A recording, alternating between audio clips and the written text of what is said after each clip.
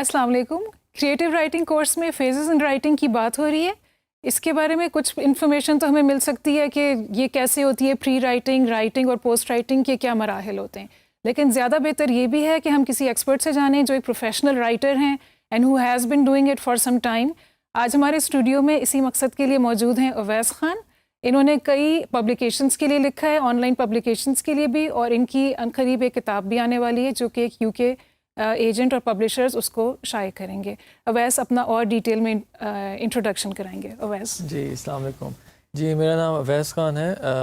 मैं लाहौर में writing institute के नाम से एक अदारा चलाता हूँ और मैं इसका फाउंडर हूँ, और वो हम लोग ज़्यादा क्रिएटिव राइटिंग और स्टैंडर्डाइज टेस्ट की प्रिपरेशन कराते हैं। उसके अलावा मैं एक फुल टाइम राइटर भी हूँ और मेरे काफ़ी आर्टिकल्स स्टोरीज़ पब्लिश हुई हैं मैगज़ीन्स में, missing slate magazine, daily times में मैं लिखता रहता हूँ, मोड में, एलिफ रिव्यू, और मेरी जो नावल है वो मेरी यूके लिटरेरी एजेंट है लंदन में, एनेट क्रॉसलैंड, वो उस चीज़ को हैंडल कर रही है और it should be out some time this year. तो that is a little bit about me. That's a lot of achievements for a young fellow like yourself. No, Very impressive, Abbas. Thank you, but it's not, it's just, I don't know, yeah. There are many more plans, huh? Yeah, many more plans ahead, yeah. This is just the tip of the iceberg at the moment. Great, yeah. great. अच्छा, वैसे हम phases in writing की बात कर रहे हैं। आप खुद जब लिखते हैं तो do you follow the phases? How does it pan out for you? आपके एक्सपीरियंस में कैसे है? क्या ये ऐसी arbitrary सा डिवाइड है phases का, या इसकी कोई ज़रूरत है कि ऐसे हो असल में? देखें, दो किस्म के होते हैं राइटर्स। एक होते हैं जिनके जो दिमाग में जैसे ही आए वो उसी वक्त लिख देते हैं, और दूसरा होता है जो राइटर जो एक्चुअली फॉलो करता है हर फेज़ को। तो मेरी तो यही एडवाइस होती है, मैं जिनको पढ़ाता भी हूँ सारे ऐसे राइटर्स को, कि आपको हमेशा फेजेस को फॉलो करना चाहिए।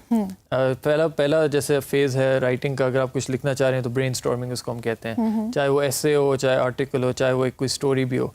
तो ब्रेन स्टॉर्मिंग होती है जब आप अपने दिमाग को अपने आप को थोड़ी इजाज़त देते हैं कि आप सोच सकें कि आपने लिखना किस बारे में, या ना कि आप शुरू से ही कुछ लिखने लग जाएं। आप पहले अपने आप को ज़रा टाइम दें कि आप आइडियाज़ के बारे में ज़रा सोच सकें। उसको हम ब्रेन स्टॉर्मिंग कहते हैं।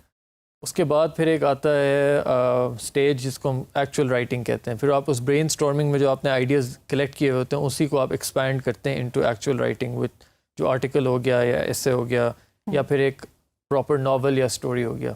तो वो स्टेज 2 होती है। और स्टेज 3 फाइनली होती है एडिटिंग।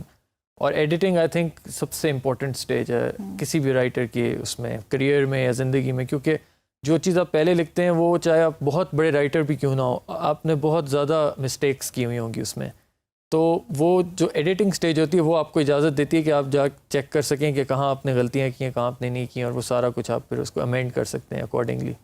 तो ये 3 स्टेजेस मेरे हिसाब से राइटिंग के। वैसे आपने कहा कि जो बड़े राइटर्स होते हैं उनको भी इसकी ज़रूरत होती है, तो हर ये राइटर को इसका कैन यू से मोर अबाउट दैट? कि हम सोचते हैं कि ये जो एक्सपीरियंस्ड है या एक्सपर्ट है तो वो उसको शायद इसकी ज़रूरत नहीं होगी, या हो सकता है कोई सोचे कि मैं तो somebody might be a teacher, तो वो सोचें कि मेरी तो कोई गलती नहीं होगी, लेकिन उनकी भी गलती होती है। और ये कैसे है, इसकी क्या वजह है? ये हर बंदे की गलती होती है। देखें, चाहे आप बहुत बड़े एक्सट्रीम लेवल के भी राइटर हो ना, आप गलतियां ज़रूर, हर बंदा गलतियां करता है, बिकॉज इंसान to be human is to earth. तो इसलिए आप तो देखें जो पब्लिशिंग हाउसेस होते हैं उसमें भी आपके पास एडिटर्स होते हैं। हर जो राइटर होता है उसके ऊपर एक एडिटर बैठा होता है। राइटर चाहे जितना भी बड़ा हो, एडिटिंग हर राइटर को करनी पड़ती है। आप अगर बड़े पब्लिशिंग हाउसेस में भी चले जाएं तो आप ये देखेंगे कि हर राइटर के ऊपर एक एडिटर बैठता है, और उस एडिटर का काम यही होता है कि वो उस राइटर के काम को चेक करता है और फिर पहले प्रूफ रीड करता है और फिर उसमें चेंजेस करता है, और उसके बाद ही वो शाया होने जाती है चीज़, वरना उससे पहले आप नहीं भेज सकते। तो इसी तरह चाहे आप घर पे लिख रहे हैं, चाहे ब्लॉगिंग कर रहे हैं, चाहे आप ऐसे लिख रहे हैं, आपने ये ज़रूर देखना है कि आप चीज़ लिखते ही नहीं सबमिट कर सकते कहीं भी। आपको हमेशा एडिटिंग के थ्रू गुजरना पड़ता है। कुछ लोग 10-10 बार भी एडिटिंग करनी पड़ती है उनको, फिर जाके वो बिल्कुल परफेक्ट होती है चीज़। तो कई लोग समझते हैं कि जी राइटिंग इतनी कुछ लोग इतना अच्छा लिख लेते हैं कि हम लोग इस तरह कैसे क्यों नहीं लिख सकते। तो वो उसका हल यही है कि वो एडिटिंग के थ्रू गुजरे होते हैं लोग। तो अगर आप भी एडिटिंग के थ्रू गुजरेंगे तो आपकी भी राइटिंग उतनी ही अच्छी होगी। तो वैसे जैसे आपने कहा कि पब्लिशिंग हाउसेस में बड़े बड़े एडिटर्स होते हैं और वो they lead you through the process.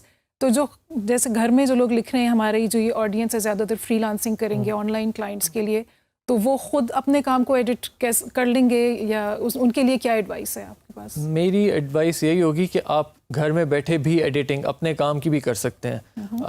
بلکہ جو ایڈیٹرز آپ کے جو پبلشنگ ہاؤسز میں ایڈیٹرز ہوتے ہیں وہ بھی یہی ایڈوائس دیتے ہیں کہ آپ ہمیں دینے سے پہلے جو بھی آپ ناول فرض کریں ختم کیا آپ نے تو آپ اس کو 2-3 دن تو رکھ دیں ڈراور میں, آپ اس کو چھیڑیں ہی نہ, یا 2-3 ہفتے. اس کے بعد آپ اس کو چیک کریں اور آپ کے پاس ایسی ایسی غلطیاں اٹھ کے نظر آئیں گی آپ کو جو آپ کو یقین بھی نہیں آئے گا کہ آپ نے کی ہیں, اور وہ اتنی سلی مسٹیکس ہوتی ہیں. گرامر کی مسٹیک ہو گئی وہ, تو وہ جب انسان لکھ رہا ہوتا ہے تو وہ ایک مائنڈ, اس کا ایک ڈفرینٹ مائنڈ سیٹ ہوتا ہے, وہ ایک فلو میں ہوتا ہے تو وہ لکھتا جاتا ہے. لیکن پھر جب ایڈیٹنگ سٹیج میں پتہ لگتا ہے کہ کہاں کہاں آپ نے غلطی کی ہوئی ہے. اور یہ جو 2-3 ہفتے کا گیپ ہے اس سے کس طرح مدد ملتی ہے؟ وہ پھر یہ ہوتا ہے کہ جس کو ہم کہتے ہیں نا فریش سیٹ آف آئیز, تو آپ ایک فریش آنکھوں سے نا اپنے کام کو دیکھتے ہیں, تو وہ ایک ڈیٹیچمنٹ ہوتی ہے جس کو ہم کہتے ہیں نا, آپ ایک جس طرح کسی انجان بندے کا کام دیکھ رہے ہو, تو پھر آپ زیادہ اچھی طرح غلطیاں پکڑ سکتے ہیں. تو آپ گھر پہ بھی ایڈیٹنگ بڑے آرام سے کر سکتے ہیں. ٹھیک ہے. اچھا, شروع میں ہم نے کہا کہ جیسے کچھ لوگ جو ہیں وہ بس لکھ لیتے ہیں اور کچھ جو ہیں مطلب پلاننگ کے ساتھ لکھتے ہیں اور کچھ انتظار کرتے ہیں انسپریشن کا. سے a little more about that. Inspiration کیا ہے, کیا اس کا انتظار کرنا چاہیے, can we afford to wait for it, وہ how does that work out? جی دیکھیں, اٹ ڈپینڈز آن کہ آپ کون سی چیز کیا چیز لکھ رہے ہیں. اگر آپ ایسے لکھ رہے ہیں اور آرٹیکل لکھ رہے ہیں فار ایگزامپل, وہ تو زیادہ تر آپ کے پاس آئیڈیاز آلریڈی ہوتے ہیں, آپ کو پتا ہوتا ہے کہ اس ڈائریکشن میں نے جانا ہے, تو اس میں تو انسپریشن کا انتظار کرنے کی آئی ڈونٹ تھنک کوئی ضرورت ہوتی ہے. وہ تو بلکہ اس میں یہ ہوتا ہے کہ آپ کو لکھنا چاہیے کہ آپ جتنی جلدی اس کو اپنے آئیڈیاز کو ایکسپریس کر سکیں اتنا اچھا ہے. لیکن جب کریٹیو رائٹنگ ہوتی ہے جس کو ہم کہتے ہیں شارٹ اسٹوری رائٹنگ آپ نے کرنی ہو, یا پوئٹری ہو, یا ناول رائٹنگ ہو, اس میں پھر آپ کو تھوڑا ہوتا ہے لوگوں کو انسپریشن کا انتظار کرنا پڑتا ہے, کیونکہ ان کو یہ نہیں پتہ لگ رہا ہوتا کہ اب ہمارا کیریکٹر یہاں سے وہاں کس طرح جائے گا, وہ اس سین سے اس سین ہم کس طرح لے کے جائیں گے. تو اس چیز کے لیے لوگ اکثر انسپریشن کا انتظار کرتے ہیں. اسی لیے جس کو ہم کہتے ہیں رائٹرز بلاک, وہ ایک چیز ہوتی ہے جب لوگ اکثر مہینہ ان کو سمجھ نہیں آ رہا ہوتا ہم کیا کریں, تو پھر وہ رک جاتے ہیں, ان کا کام وہیں پہ رک جاتا ہے. تو یہ کافی ایک اصل چیز ہے رائٹرز بلاک, تو وہ ہوتا ہے اس طرح. تو جیسے اگر ہمارے جو آڈینس ہیں اس میں لوگ اگر کسی کلائنٹ کے لیے شارٹ اسٹوری لکھ رہے ہیں, اپنی بالکل ذاتی تسکین کے لیے نہیں, کسی کلائنٹ کے لیے, and there is a deadline that they have to meet, تو وہ رائٹرز بلاک ہو یا انسپریشن نہیں آ رہی, تو اس کا مطلب کیا, what's a good way to deal with that? میرے خیال سے اگر آپ پریکٹس پہلے تو آپ پریکٹس کریں. اگر آپ کو لگتا ہے کہ آپ کو یہ رائٹرز بلاک والی چیز آ سکتی ہے, تو پھر آپ شروع میں خود انڈیپینڈنٹلی پریکٹس کریں کہ آپ اس کیپیبل ہیں کہ آپ لکھ بھی سکیں اسٹوری یا نہیں.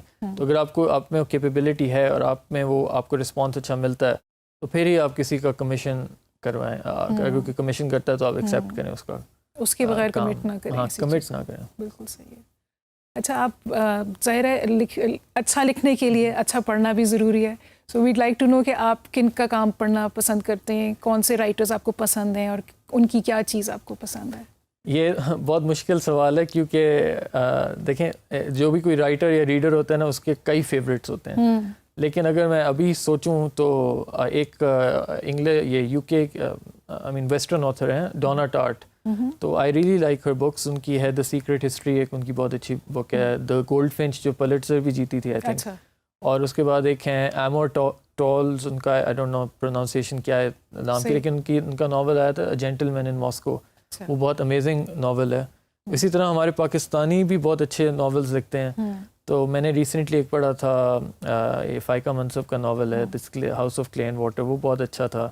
فاطمہ بھٹو بہت اچھا لکھتی ہیں, ان کا میں نے ناول پڑھا ہے وہ, اور وہ ایک ناول ہے جو اس کی ڈسٹریبیوشن ورلڈ وائڈ ہوئی تھی. اچھا, تو وہ بھی بڑا اس کا مجھے ان کا کام بھی بہت اچھا لگتا ہے.